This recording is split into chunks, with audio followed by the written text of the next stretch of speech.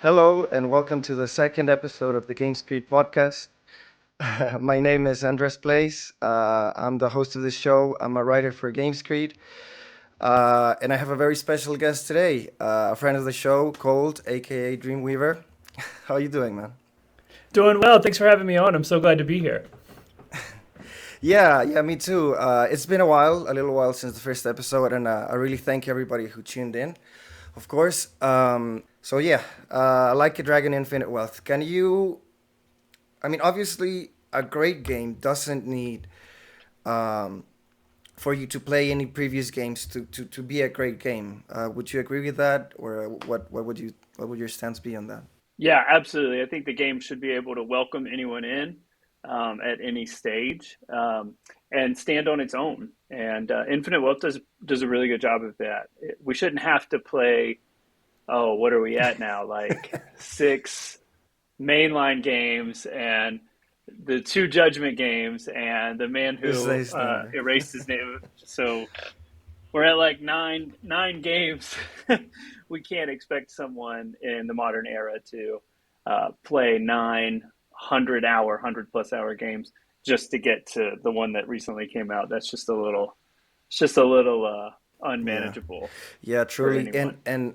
and that's quite interesting that you said there because I think at the same time it's so much more rewarding for those who do have played, maybe not all of them because I didn't play all of them, haven't played all of them at least, but the previous games, and it does, I think, strike that balance for the ones who jumped on, let's say, like a Jackson like a Dragon, which was a sort of kind of reboot for the series with the new character and the new combat system, and also with the older fan base, let's say, who love this icon, which I've the first paragraph that I wrote, like Kiryu Kazuma. There's people that have him up in this high standard, just like Master Chief, right? So it's quite interesting to see how they were able to balance and manage this without being too overwhelming on either side.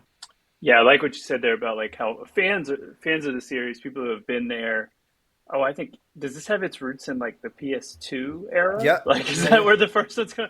The Yeah, first one, yeah. the fans who have been there for now we're looking at like nearly 20 years. Yeah, they're going to get the most out of it. They're going to get all the little references, and Yeah. they're gonna pop when Goro Majima pops up. But someone like me, like I actually came in with Like a Dragon. That was actually my entryway into this franchise, and Nice. even playing seven, I didn't feel left out. I felt like it was they gave me enough of a recap and enough of a lore and through the characters and things like that to really get a handhold into this universe. And sure, I probably don't understand it as much as someone who's been there for 20 years, but there was still enough of an entryway to really fall in love with this new direction of the series and these new characters. And I don't think they're hiding it. I mean, even in the name, right? It's like a dragon. This isn't Kiryu. This is like Yeah. he's like Kiryu, the dragon, right? But it's not.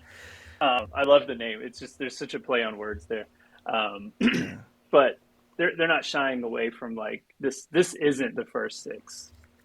This is Yeah. something new. Yeah, and it is absolutely new. I was thinking about how I started with six back in 2020.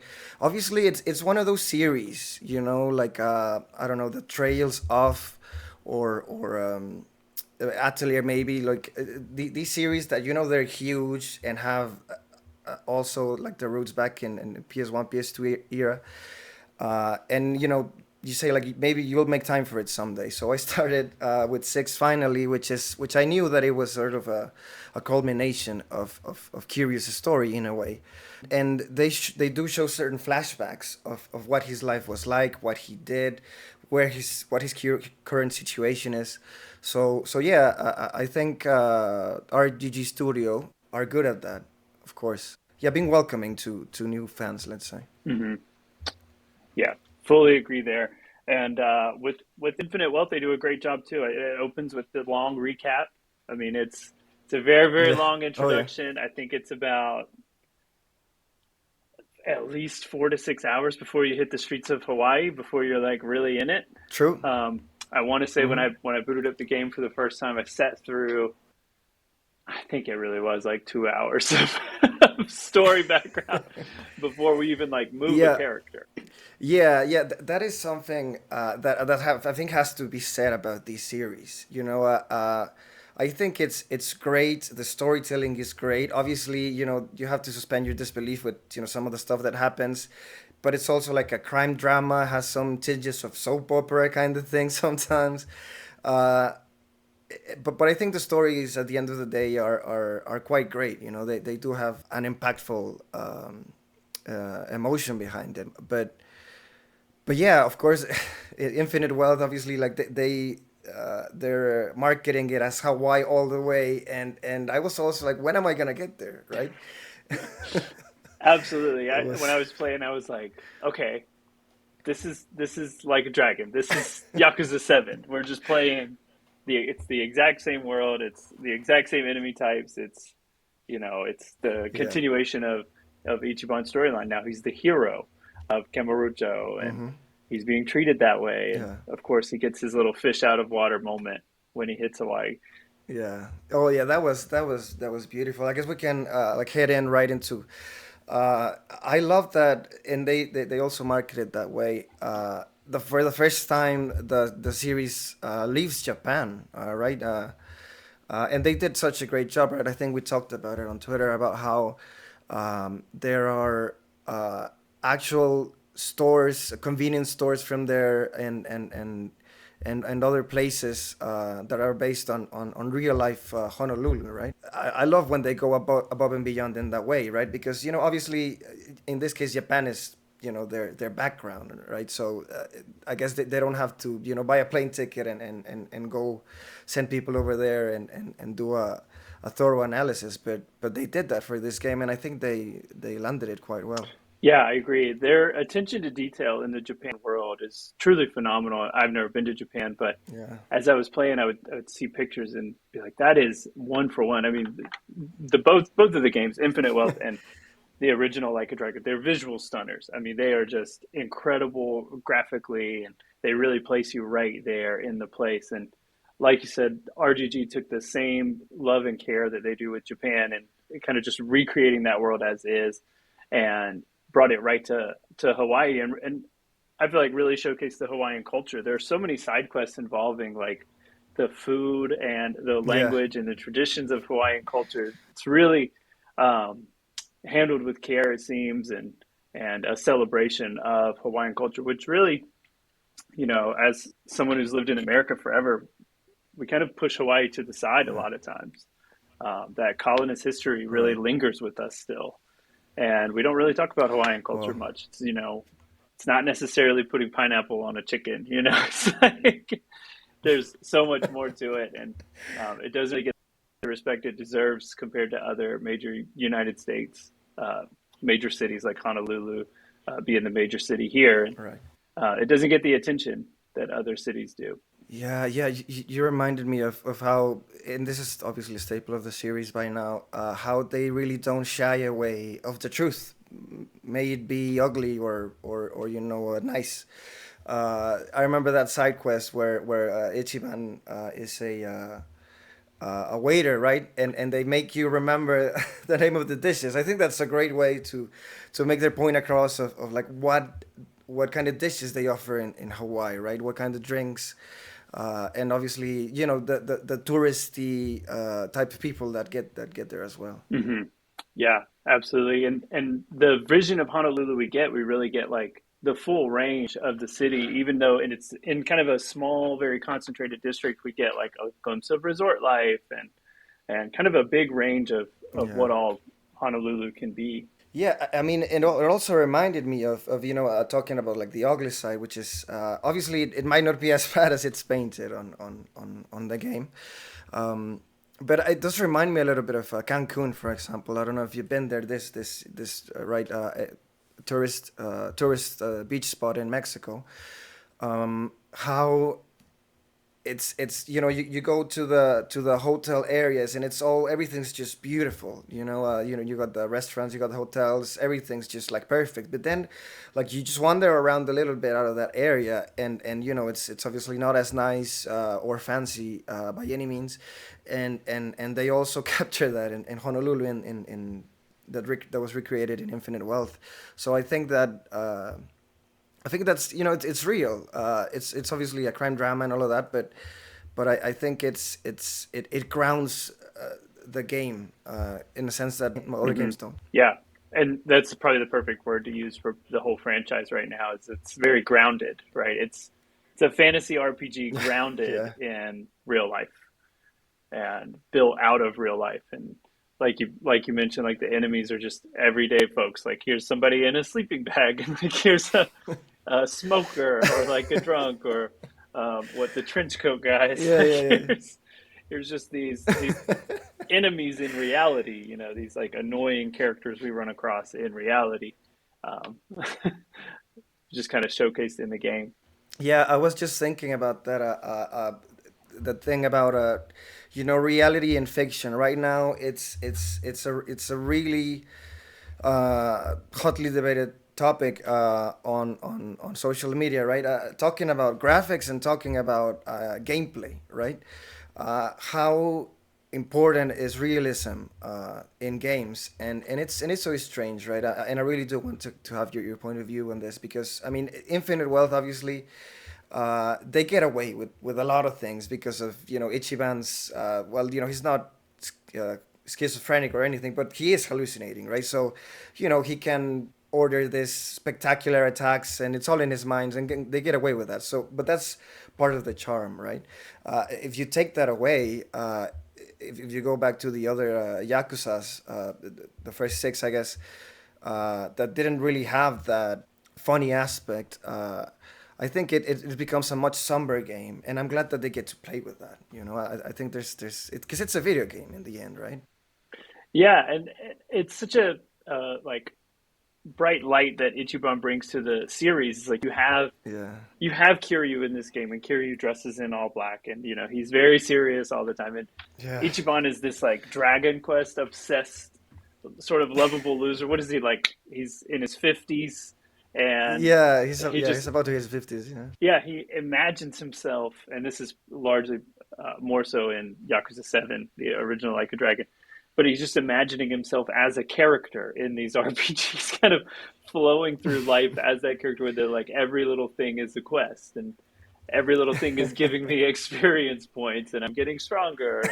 I just love it. It's this yeah. just hyperactive imagination that Ichiban has, and it kind of, I don't know how far into spoilers we want to get, but it rubs off on Kiryu as well, as we see later in the game. Yeah, that is.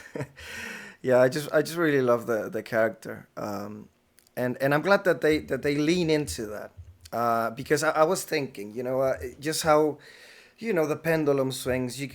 I was thinking about Guerrilla Studios, the studio behind Killzone and Horizon, how extremely different they are. Well, there's some futuristic elements that both share, but how Killzone was this militaristic, oppressive view of the world, and then you have Aloy, who is this heroine who's like invested in saving the world, and I think I was just thinking because of that, because Like a Dragon, I think shares a lot of those similarities. In a way, Kiryu has, and this kind of hurts. Like he's kind of given up on himself, he's given up on the world. Like he's bitten countless mafia bosses, and they keep on springing back.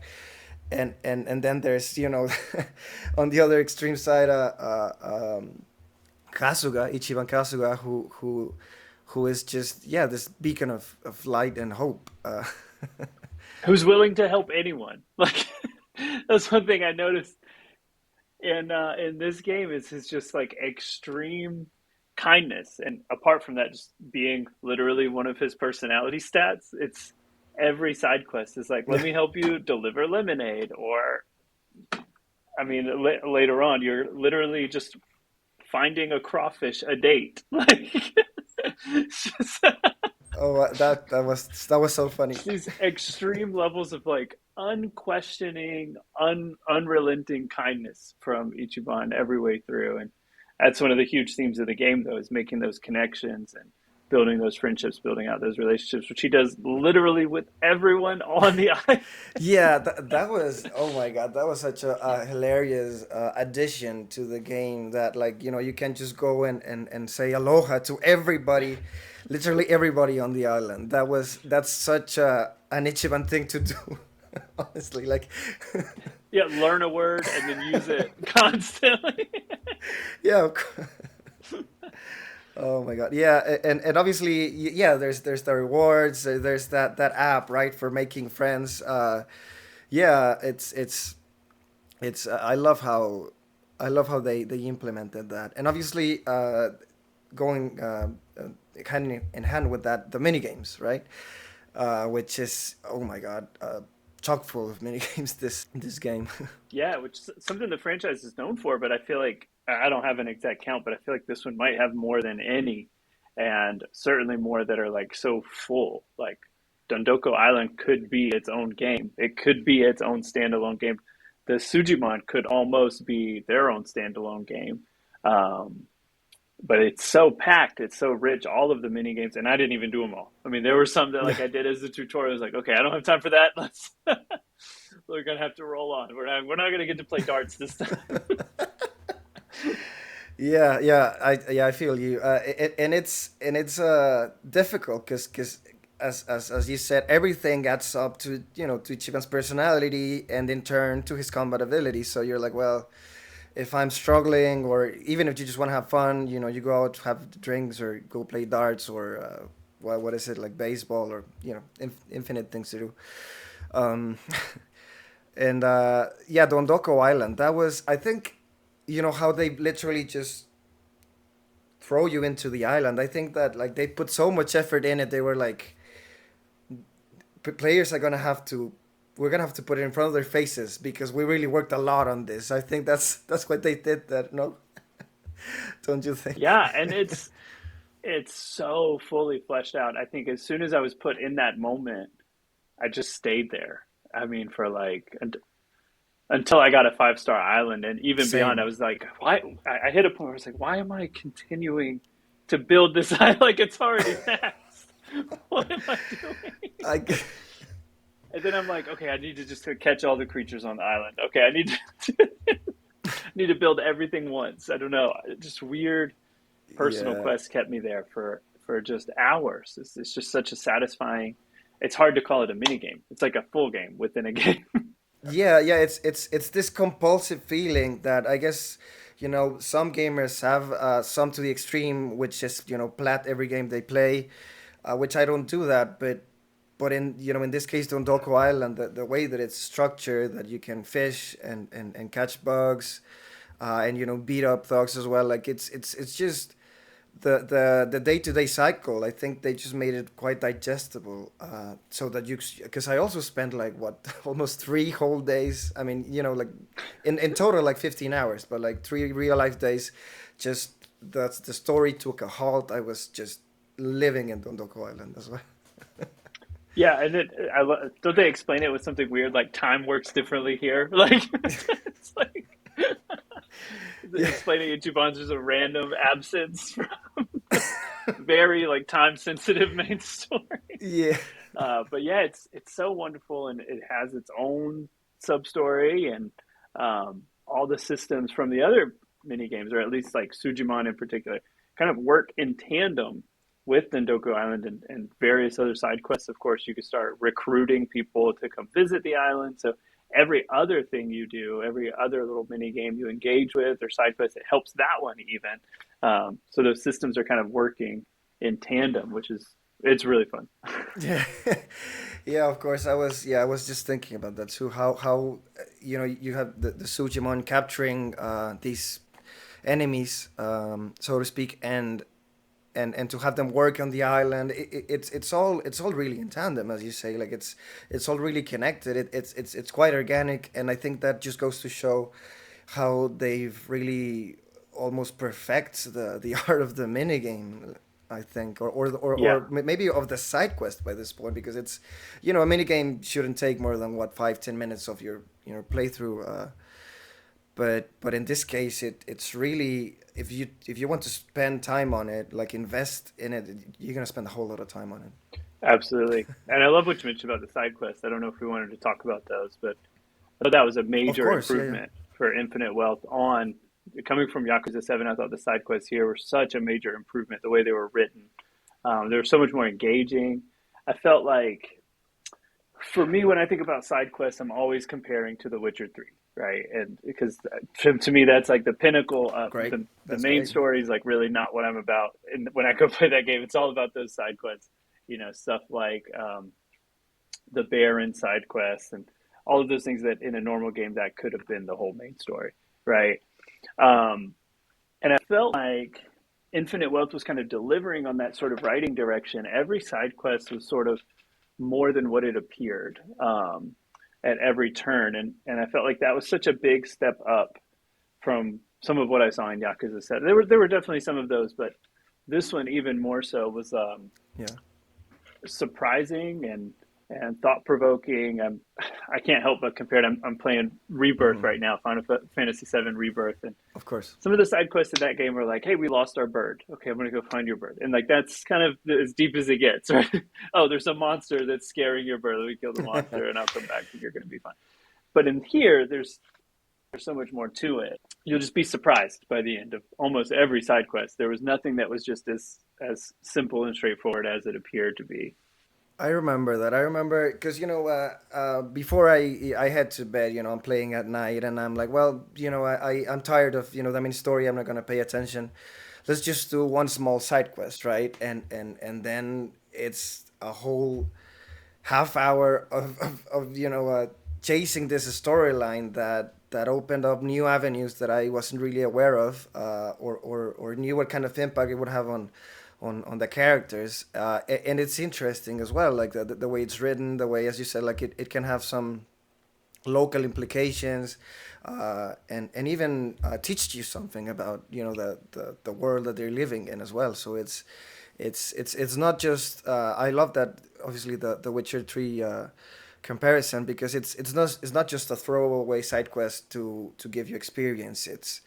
It's feeding into the world building. It's feeding into your character's perspective. If you want to see it that way as well. Yeah, Uh, I felt so. Like even trying to think of it. I don't want to spoil things for anybody who hasn't really gotten deep into it, but there's like an early one where kind of a group of guys try to sort of catch Ichiban in a viral video, and he gets into a fight, but then that develops into kind of another close bond and friendship for Ichiban much later on in the game. That one comes back just so many different times, and in such an Ichiban way, he forms a yeah, bond out of an enemy. yeah. Like, Oh my God, that is something that I personally struggle with let's say the Tomisawa. This new character that's introduced in the early beginning of the game, and mm-hmm. they don't exactly hit it off.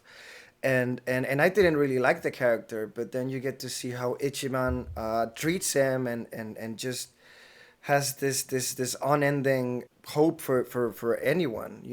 Whoever, like, even if you mess up, he has this idea in Mm-hmm. his mind that maybe you were just having a bad time, and you'll come through, right?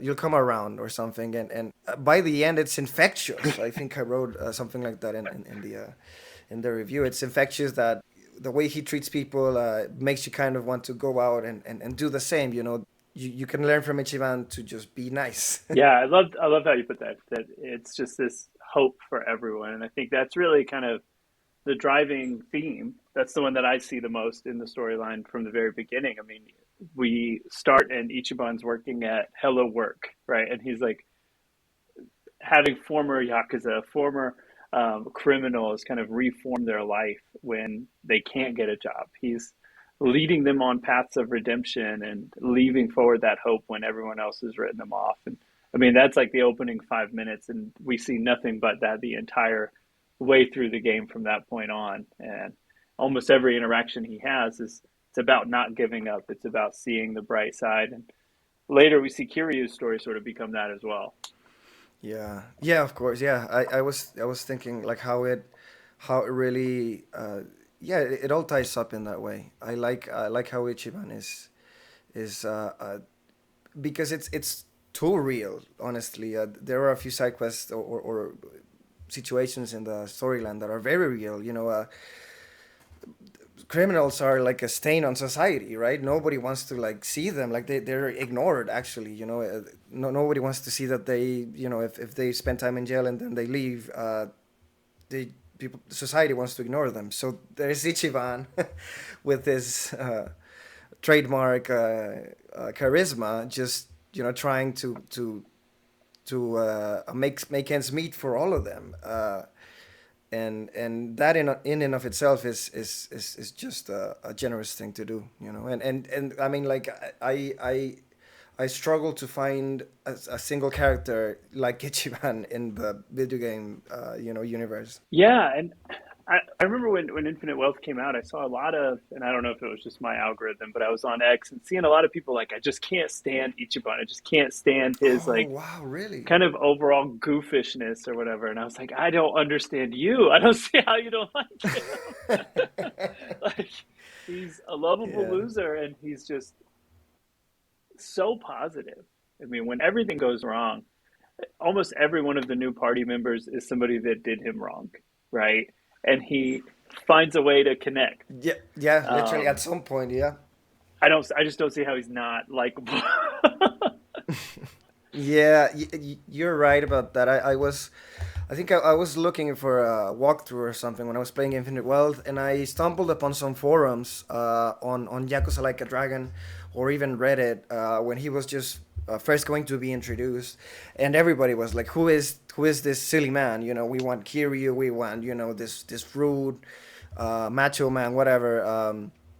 And then you get this, which I kind of get. If you're used to this rough personality with barely any emotion, to what Ichiban is, which is like more on the ridiculous side of things. Of course, there's gonna be some sort of shock, but I think what the game does well, both, but I think even Infinite Well does it more. It really introduces you to him in a way that it's hard not to like him, I think. Hmm.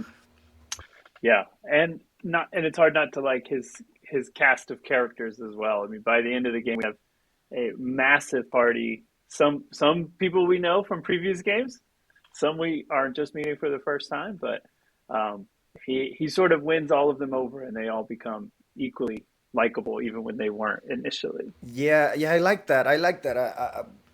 When he's not there and you see them talking about him, the way they express their thoughts about him is it's nice. It's like he'll they miss him. They talk about him in a way that I guess anybody would like for their friends to talk about yourself when you're not there, right? I don't know. Yeah.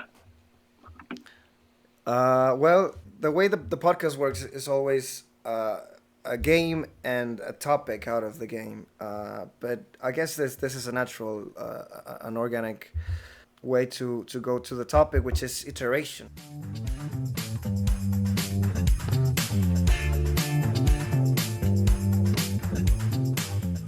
Right? I've been thinking a lot about that. You said um, you've been playing Final Fantasy VII Rebirth, and both of these games, the Like a Dragon series and Final Fantasy and some others, have this curse and blessing that have many iterations in the past. Yeah, just what are your thoughts on how they've at least let's start with Yakuza. What are your thoughts on how it's managed its iteration? Well, first of all, I'd say these are the perfect two to compare. I mean, coming out right next to each other, with so many similarities and Yeah, so many striking differences, and some of the same issues. But I think these are two really, really great games to look at side by side, Infinite Wealth and Rebirth as examples. Um, Both sequels, both long, just so many comparisons here. yeah, Um, but as far as like, or you're talking kind of iterating from seven and from the rest of the franchise, hmm, I actually can't speak for most of the franchise because I played seven, I played Judgment. That's kind of it. yeah, It does seem like Infinite Wealth and Seven, they kind of do a good enough amount of fan service. So anybody who's sort of missed that Judgment style, the Yakuza 0 through 6 style gameplay, you do get a little bit of that with Kiryu. Like you can pop into that mode where it's a little bit more beat 'em up. Yeah. Um, but Infinite Wealth does such a great job expanding on everything that we saw from Like a Dragon. I mean, even in the combat, because I saw a lot of discourse kind of when Seven came out, and of course the Hmm. switch to the turn based. Um, this one's a little bit more. It's not quite active turn based, but Hmm. there is a lot of activity in each turn. You have movement and more strategic placement. Your character can like walk around. You can get behind other characters. You're placing your attacks in line with your party mates or Yeah. with obstacles in the universe. I think that's one of the biggest things that shocked me at first was how much more developed the combat was. That it's not just like simple turn based like we think about Pokemon, Oh right? yeah. It's not just like I'm gonna select, am I gonna do like an attack or a magic attack, right? Um, and then just that fully fleshed outness of all the characters now. I mean, it is such a huge party from so many different backgrounds, different walks of life, and specialties.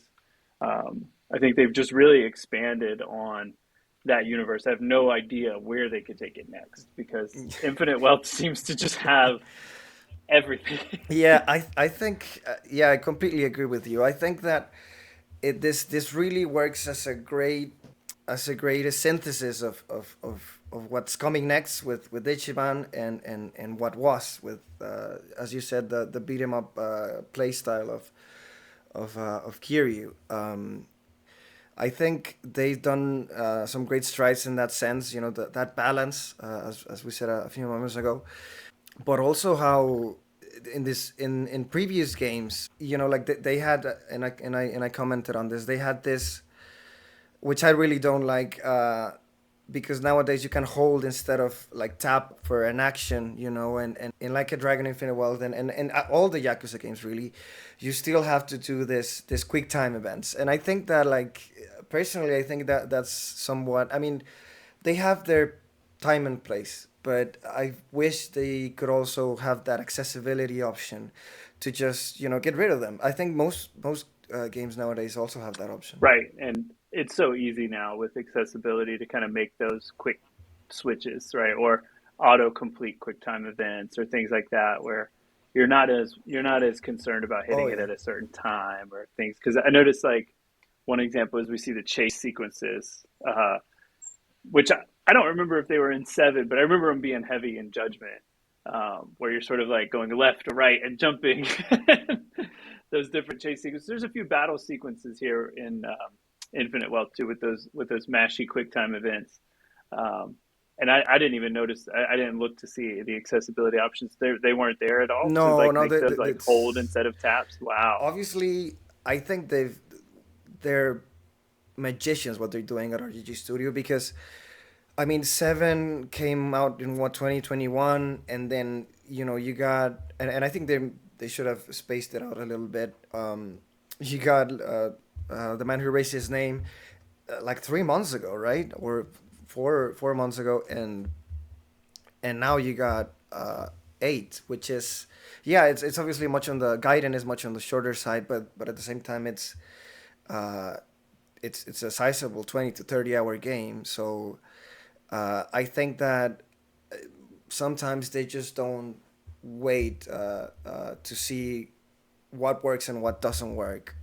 They just like take the whole formula and just keep it. Obviously, refining it and adding new things, but some things that are like relics of the past, I think. Yeah. Now, one thing I will say, I think did open this one up a little bit more for me. It was a pleasant surprise. Was the Infinite Wealth felt a lot shorter than seven. I think the story campaign by Oh hours. wow! I think it is kind of clocks in a little bit closer to that like 40-hour mark, and I think some of the grindiness was taken away. Where like a Dragon 7 has this like infamous moment. I think it's in chapter 12 where like the level spike. It just goes like crazy through the roof. Yeah, And you've got to spend hours grinding just to like yeah. get Chapter to 12, the right? first stage. And I think yeah. yeah, I think so. And Infinite Wealth doesn't have as many of those moments. It didn't seem like they projected and told you where your level should be a lot more often. True. If you do Dunbuku Island, weapons are a lot easier to find where you're kind of matched with your enemy types and things, as long as you're sort of following the story and maybe a couple side quests. But Mm-hmm. I thought that was a big improvement. It was just kind of the ease into the main story, kind of pick your path. You don't have to do Yeah.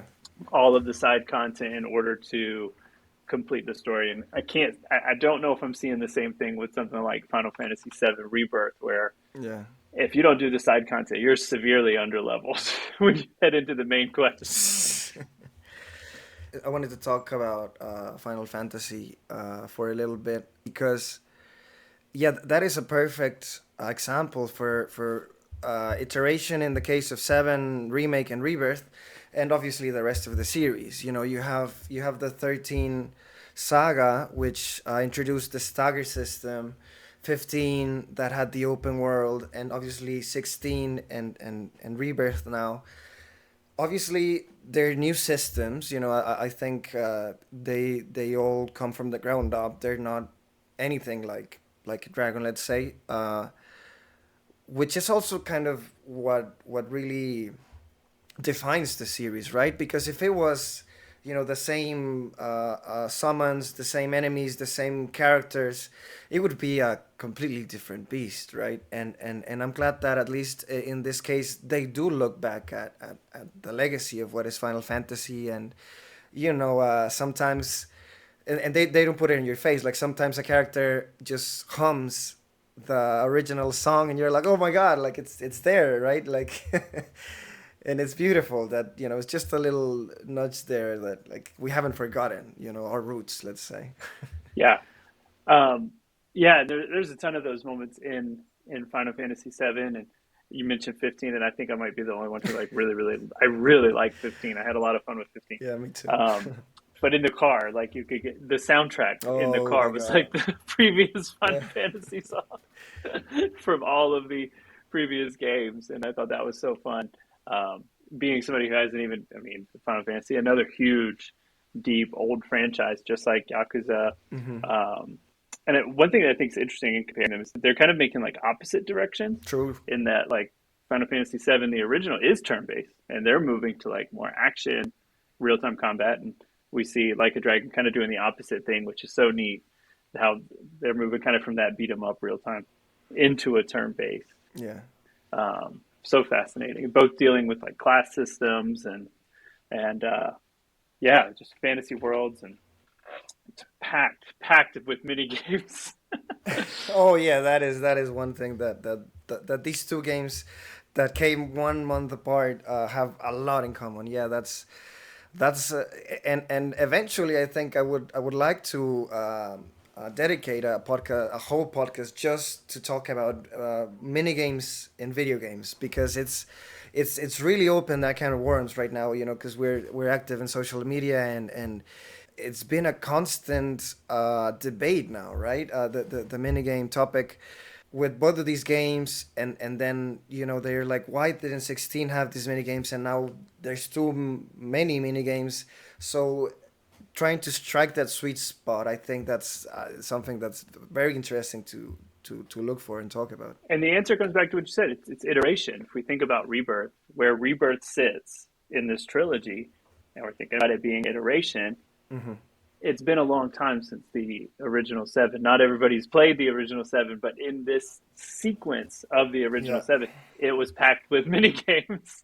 That's what this sequence, this introduction into the open world is for Final Fantasy VII. This is when you're introduced to chocobo racing and all the various things that are in the original seven, and now it just feels longer because we're expanding that out into a trilogy. Of course, yeah, yeah, yeah, yeah. I get that. Yeah, and it's obviously, I think they're way more fleshed out. I Hmm. think I mean, honestly, I haven't played seven yet. I do have it, and I will get to it, but they really are fleshed out. There's the chocobo races. There's so many of them. There's so many different races that you can do, and there's cups, and there's like it's like a mini Mario Kart right in there. Yeah, And the coolest thing is that like you don't have to do it. It's just they made the effort. It's right there for you if you want it. And it's so funny because they like even Square Enix released the Chocobo GP, and it isn't as complete as this minigame inside Reaver. So I mean, but it's yeah, Well, you don't have to do it until you do have oh to do it, yeah, right? That's like until the story literally locks you out. Like you don't have to play Queen's Blood until you have to play Queen's Blood. yeah, okay, yeah, yeah, you're right about that. There are some, yeah, you do have to do some, but like not fully, because I think even Queen's Hmm. Blood has its own storyline.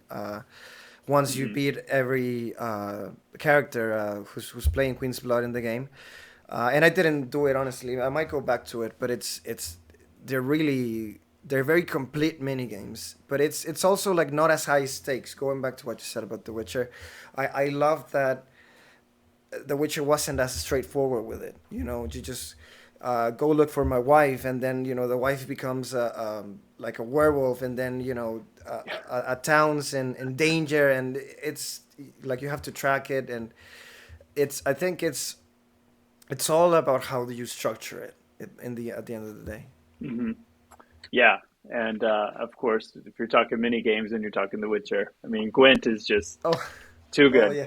Uh, I actually have a physical set of the Gwent decks. Oh my god, that's awesome. Yeah, and I just nobody wants to play it but me, so I'm just playing by myself.